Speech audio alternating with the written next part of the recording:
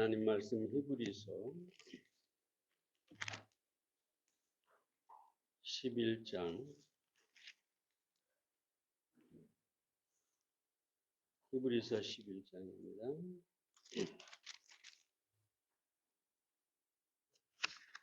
8절부터 10절에 있는 말씀 보겠습니다.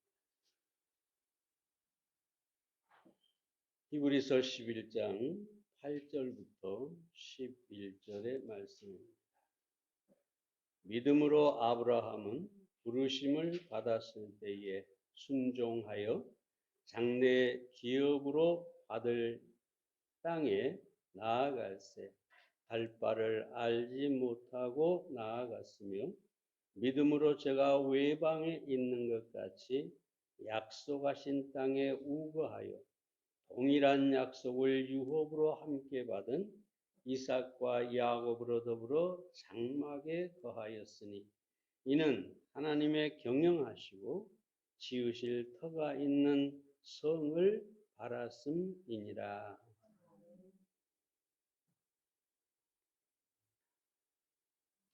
윌터 올리라고 하는 사람이 하나님의 명령에 대한 신속하고도 신실한 복종은 이 세상에서 가장 아름답고 복된 것이다 라고 했습니다. 하나님의 말씀에 즉시 또 신실하게 순종하는 것은 정말로 복된 일입니다. 세상에서 가장 아름다운 사람이 누구냐? 하나님의 말씀에 순종하는 사람입니다. 그런 면에서 아브라함은 정말로 복된 사람이었고 아름다운 사람이었죠. 아브라함은 엄청난 하나님의 축복을 받은 사람이죠. 그는 믿음의 조상이 되었고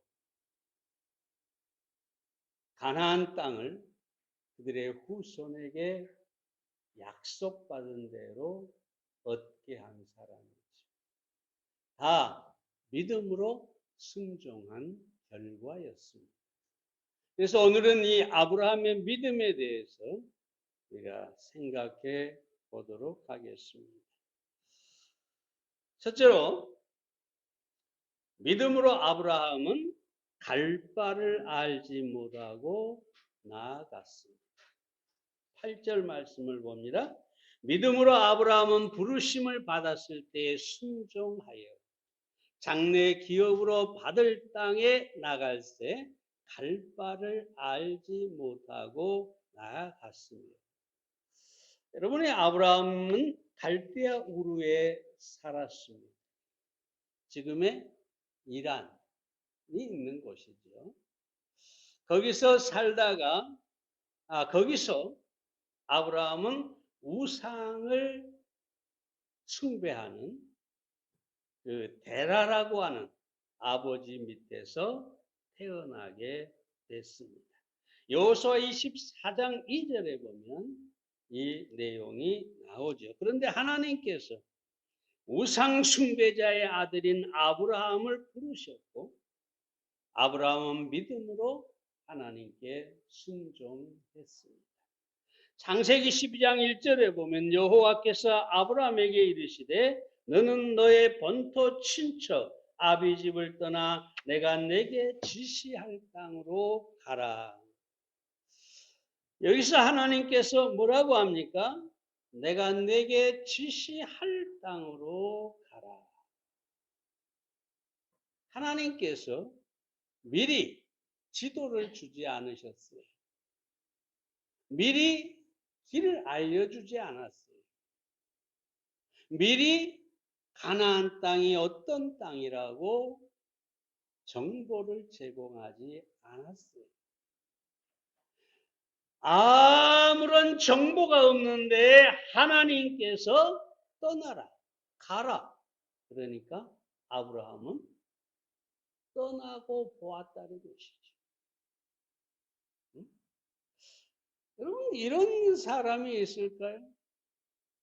어디로 갈지, 어느 방향으로 갈지, 목적지가 어딘지 단 한 번도 거기에 대한 지식도 없고 경험도 없는데 가라 그런다고 갈 사람이 누가 있겠어요? 근데 아브라함은 갈 바를 알지 못하면서 갔다고 합니다. 어떻게 그럴 수가 있을까요? 어떻게 이런 순종이 가능할까요? 먼저는 하나님의 말씀을 믿었기 때문입니다. 창세기 12장 1절에 뭐라고 하냐면 내가 네게 지시할 땅으로 가라. 네가 떠나면 네가 가야 할 방향, 가야 할 길, 가야 할 목적지까지 너에게 지시하고 가르쳐 주겠다. 하나님의 말씀을 믿고 간 것이지. 내가 한 걸음을 뛰면 하나님께서 그 다음 걸음을 나에게 말씀해 주실 것이다. 하나님의 말씀을 믿고 이 아브라함은 갈 바를 알지 못하면서도 가는 그런 믿음을 갖게 된 것입니다. 다음으로 함께 하실 하나님을 믿었기 때문입니다. 내가 너에게 지시하겠다 이 말 속에 무엇이 들어있을까요? 하나님께서 매 순간 함께 하셔야 지시하실 수 있잖아요. 어디 말은 내가 너와 함께 하면서 지시하겠다. 그런 말씀입니다. 사랑하는 여러분, 아브라함은 하나님께서 자신과 함께 가면서 자기를 인도하실 것을 믿었던 것입니다. 여러분, 하나님은 결코 우리를 홀로 보내지 않습니다. 어디로 가든지 우리와 함께 가시고 우리와 동행하시면서 우리를 도우시는 분이십니다. 마태복음 28장 20절에 보면 예수님께서 뭐라고 합니까? 내가 너에게 분부한 모든 것을 가르쳐 지키게 하라. 볼지어다 내가 세상 끝날까지 너희와 항상 함께 있으리라. 여러분 이 말씀 믿습니까? 내가 너와 함께 있을 것이다. 주님이 지금 이 자리에서 나와 함께 계십니다. 그렇다면 여러분 우리가 두려워할 게 무엇이 있겠습니까? 염려할 게 무엇이 있겠습니까? 당장 내일 먹을 것이 없다 할지라도 지금 눈앞에 엄청난 골리앗과 같은 그런 문제가 내 앞에 있다 할지라도 하나님께서 예수님께서 나와 지금 함께 계신다면 우리는 두려워할 필요 없고 염려할 필요 없고 미래를 걱정할 필요가 없는 것입니다. 허드슨 테일러는 중국 선교사인데 이렇게 얘기하죠. 하나님이 사용하시는 모든 거인들은 연약한 사람들이에요. 그러니까 위대한 하나님의 사람들은 다 본래 약한 사람들이었다. 근데 뭐라고 하느냐? 그러나 그들은 그들과 함께 하시는 하나님의 살아계심을 믿었던 사람들입니다.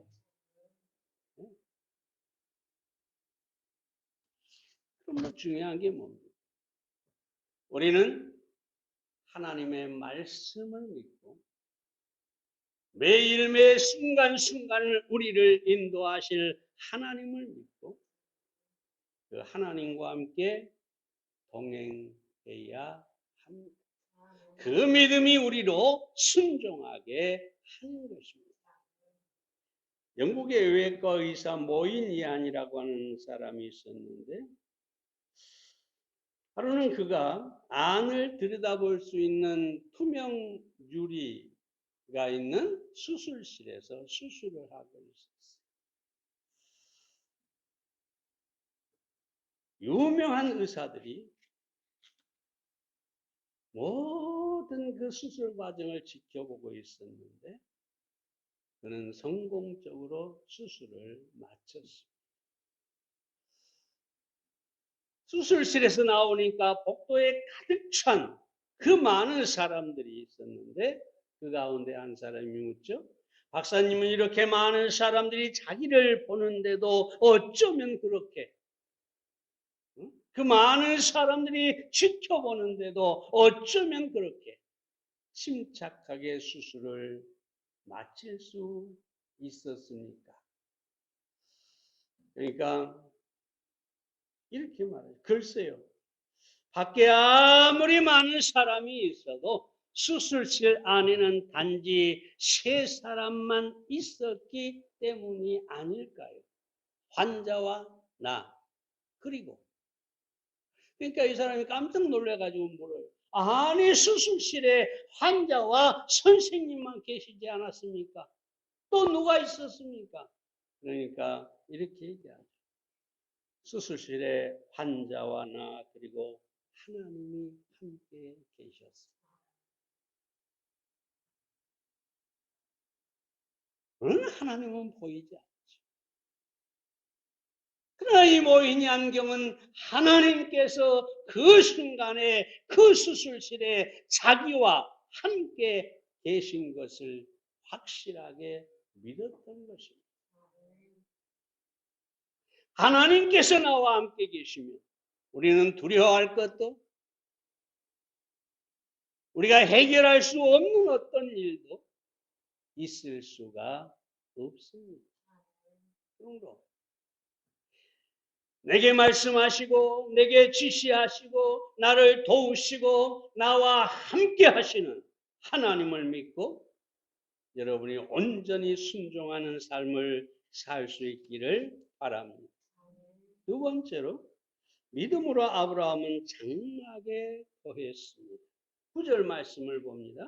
믿음으로 저가 외방에 있는 것 같이 약속하신 땅에 우거하여 동일한 약속을 유업으로 함께 받은 이삭과 야곱으로 더불어 장막에 거하였습니다. 하나님께서 아브라함에게 하신 약속을 지키셨고 아브라함은 하나님의 지시하심을 따라 가나안 땅에 도달해서 그 가나안 땅에서 살게 되었습니다. 그러나 아브라함은 이 가나안 땅에 살면서도 어떤 유업도 받지를 못했어요. 그 땅에 아무것도 받지 못했어요. 그 땅에는 이방인들이 살고 있었고 하나님이 딱 땅을 떼어서 이 땅은 네 땅이다 하고 네가 가져라 하고 소유권을 주지 않았다는 거죠. 그래서 사도행전 7장 5절에 보면 그러나 여기서 발붙일 만큼의 유업도 주지 아니하시고 그러니까 하나님께서 아브라함에게 발붙일 만한 땅도 안 줬다는 거예요. 물론 약속은 하셨죠. 너의 후손에게 이 땅을 주리라 약속하셨지만 정작 아브라함에게는 발붙일 만한 땅도 주지 않았다. 평생 동안 아브라함은 사라를 장례하기 위해서 마물의 쌍수리 숲이 있는 그 밭을 하나 샀을 뿐입니다. 살기 위해 산 게 아니라 장사를 위해서 그 땅을 하나 샀을 뿐 평생 동안 어떤 유업도 받지 못하고 살았어요. 창세기 그렇다면 여러분이 아브라함이 땅을 살 수 없는 그런 가난한 사람이었을까요? 창세기 26장 10절에 보면 그 사람이 창기 생대하고 왕성하여 마침내 거부가 되어라고 합니다. 그러면 아브라함은 거부였어요. 엄청난 부자였어요. 그럼에도 불구하고 땅을 사지 않고 집을 짓지도 않았습니다. 그래서 이 히브리서 기자는 이 가나안 땅에서 아브라함의 삶을 이렇게 표현하죠. 저가 외방에 있는 것 같이. 이 외방은 타국을 말합니다. 다른 나라에 사는 것처럼 살았고 우거하여라는 말은 나그네처럼 살았다. 그런 뜻입니다. 여러분, 아브라함은 가나안 땅에 와 살았지만 자기가 그러니까 외방, 타국에 사는 것처럼 생각을 했고 거기에서 나그네로 살았어요. 장막을 치고 끝없이 옮겨 다니면서 양떼와 소떼를 쳤던 아브라함이죠. 여러분, 우리는 이 땅에서 나그네라는 사실을 알아야 합니다. 외국 여행을 가보면 잘 아시겠지만 외국 여행 가서 이 집 좋구나, 이 땅 좋구나, 그 땅을 사서 거기에 정착하는 사람은 없습니다. 물론 그런 사람도 있을 수 있겠지만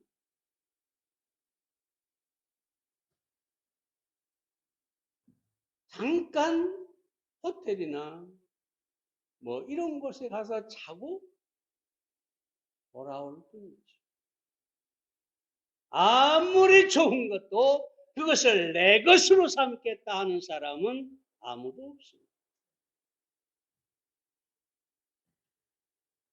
그렇다면 이 아브라함이 어떻게 이렇게 나그네로 가나안 땅에 살 수가 있었을까요?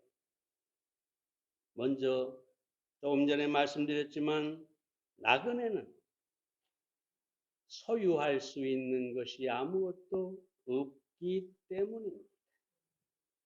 욕심을 낸다고 다 소유하는 것이 아니죠. 사람들이 이 세상에서 더 많이 갖기 위해서, 소유하기 위해서 정신없이 일을 하죠. 그리고 통장에 쌓아놓고 이게 내 것이다. 집과 논과 밭을 사놓고 이게 내 것이다.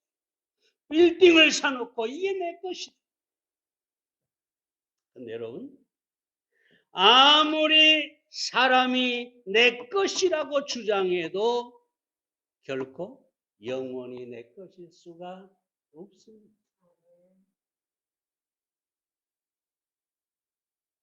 알렉산더 얘기 잘 아시잖아요.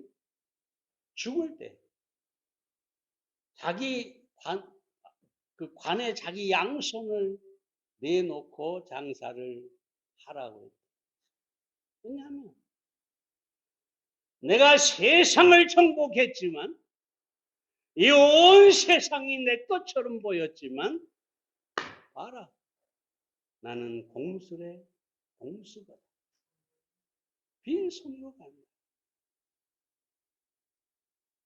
그래서 그렇게 자기 관 밖에 손을 내놓으라고 했다는 이야기가 있습니다.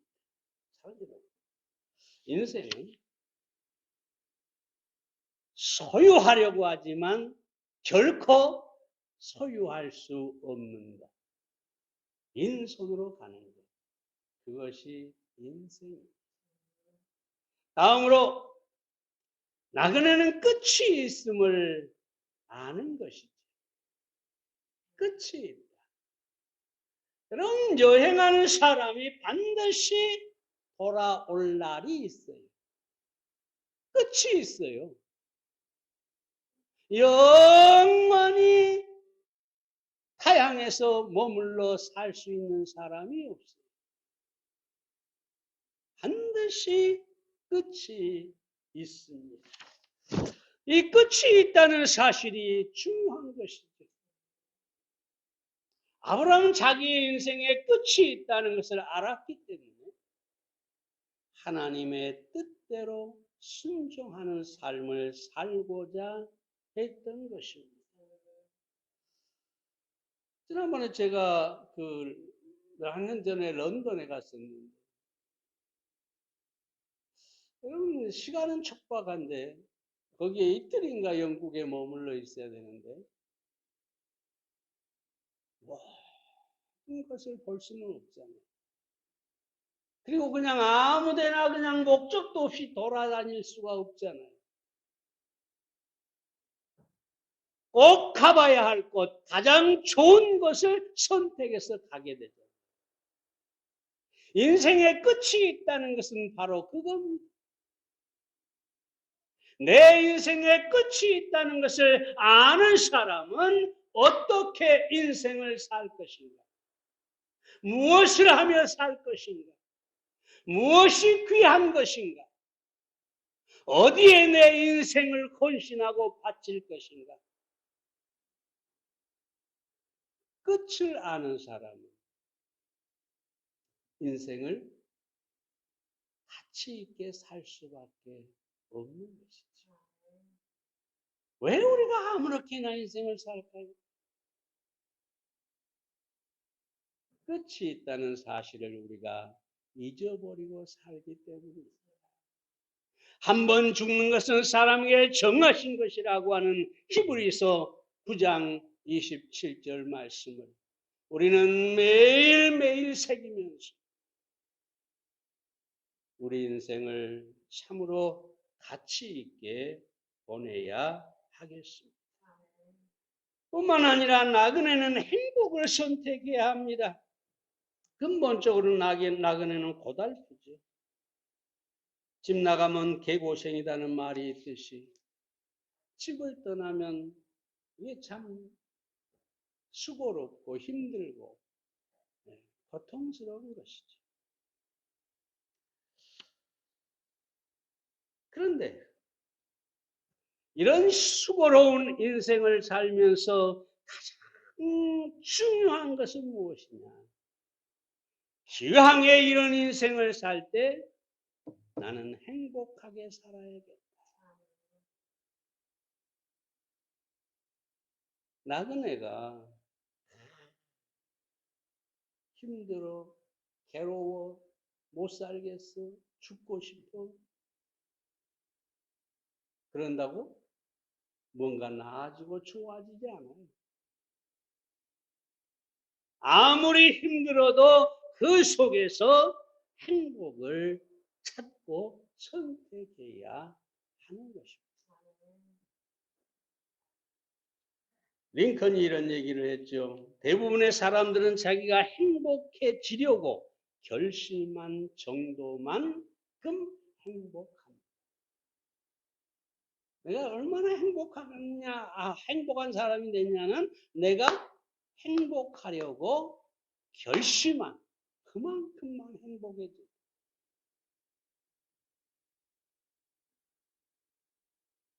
아니 여러분. 날마다 순간마다 여러분이 나그네 인생을 살아가면서 오늘도 나는 행복해야 돼. 아무리 힘들고 괴로운 일이 다가와도 나는 그럼에도 불구하고 기뻐하고 감사하겠다. 행복하겠다. 이렇게 결단하고 선택하며 사시기를 바랍니다. A.W. 타켓이라고 하는 사람이 쓴 창이라는 이야기 아는 사람은 알 텐데요. 어느 병실에 두 사람이 있었어요. 한 사람은 폐암 말기 선고를 받은 환자고 한 사람은 디스크 환자였어요. 근데 말기암 환자는 창가에 누워 있고 디스크 환자는 안쪽에 누워 있어요. 근데 디스크 환자는 날마다 아이고 죽겠다, 아이고 힘들어 그렇게 울상으로 삽니다. 근데 창 쪽에 있는 이 폐암 말기 환자는 날마다 얼굴이 밝습니다. 아주 행복합니다. 그래서 이제 물어봤어요. 창밖에 뭐가 보입니까? 왜 그렇게 행복해 합니까? 그러니까 눈을 지그시 감고 이렇게 얘기하죠. 폐암 자가 아름다운 호수와 보트와 백조가 한가로 있어요. 호숫가를 산책하는 여인들과 잔디밭에서 놀고 있는 어린 아이들이 얼굴이 보이네요.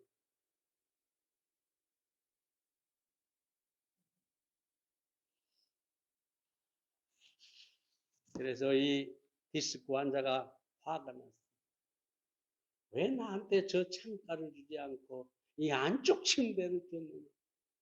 그러면서 저 폐암 환자가 죽으면 내가 저쪽으로 옮겨가야지. 그래서 결국은 이제 어느 날 심한 기침을 하는데 이 디스크 환자가 비상벨을 눌러서 의사를 깨워야 되는데 일부러 안 깨웠어요. 결국 다음날 아침에 이 폐암 환자가 죽었어요. 그래서 간호사에게 부탁해가지고 옆으로 그 침대로 옮겨달라고 했어요.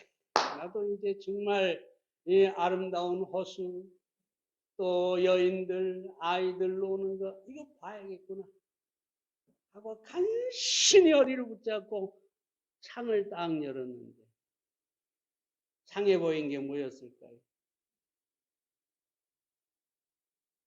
옆 건물에 벽밖에 보이지를 않았어요.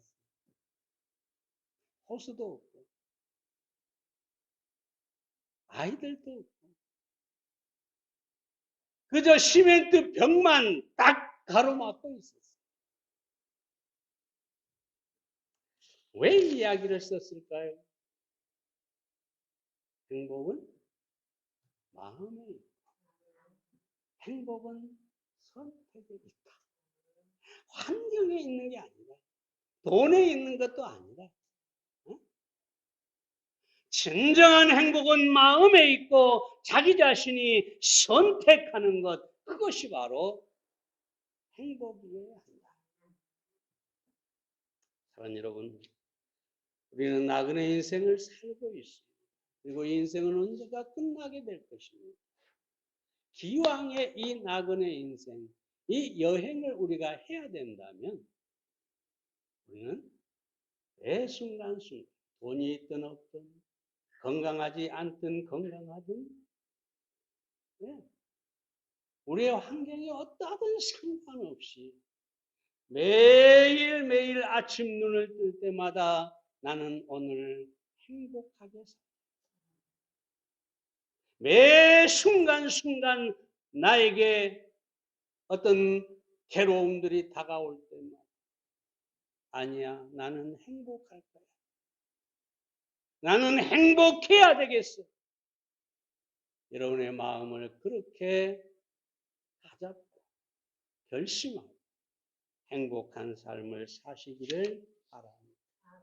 세 번째로 믿음으로 아브라함은 더 나은 성이 있는 터가 있는 성을 바라보았습니다. 10절 말씀을 봅니다. 이는 하나님의 경영하시고 지으실 터가 있는 성을 바랐습니다. 나그네로 인생을 살면서 이 아브라함이 바라보는 것이 있었다고 합니다. 그것이 바로 하나님이 경영하시고 지으실 터가 있는 성을 바라보았답니다. 터는 기초를 말합니다. 터가 있는 성은 조금 전에 우리가 본 것처럼 장막과 반대가 되는 겁니다. 천막과 양을 치는 천막은 그냥 간단히 아무데나 딱 치고 또 옮겨가는 거죠. 견고한 터가 아니죠. 그리고 하나님이 경영하시고 경영이라는 말은 기술자, 설계자, 건축가를 뜻합니다. 지으실이라는 말은 사람의 무리와 일이라는 말의 합성입니다. 좀 복잡하게 말씀드렸습니다만 이걸 정리하면 한마디로 이렇습니다. 하나님의 터가 있는데 그 터는 사람들을 위해서 하나님이 직접 설계하고 건축한 영원한 성이다. 성도들을 위해 하나님께서 예비하시고 지으시고 다스리시고 바로 그런 성이 어디에요? 하늘에 있다는 것이지요. 아브라함은 비록 가나안 땅에 단 한 평의 유업도 받지 못했지만 그의 눈은 항상 하늘에 있는 성을 바라보았습니다. 예수님께서 우리를 위해 처소를 예비하신다고 그랬습니다. 요한복음 14장 1절부터 있는 말씀에 보면 너희는 근심하지 마라. 내가 너희를 위하여 처소를 예비하러 가노라. 여기서 처소는 아주 크고 아름다운 성을 말하는 것이죠. 요한계시록 21장 21절에 보면 하나님께서 지으실 이 성은 12 진주문 그리고 황금길 그런 성이 있는 성이라고 말하고 있습니다. 여러분, 우리가 이 세상을 살아가면서 행복할 수 있는 비결이 뭐냐? 소망 가운데 살아갈 비결이 뭐냐?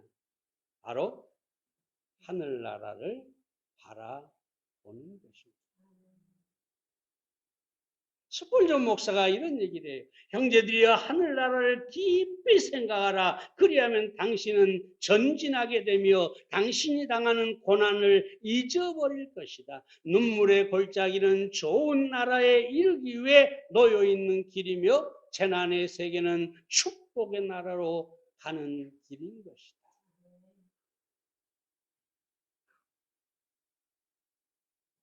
아니요.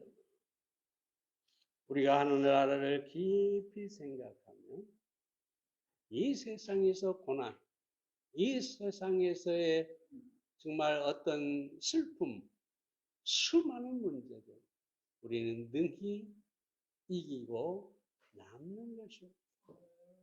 그래, 나는 지금 힘들다. 나는 지금 고통스럽다. 그렇지만 나에게는 하늘나라가 기다리고 있다.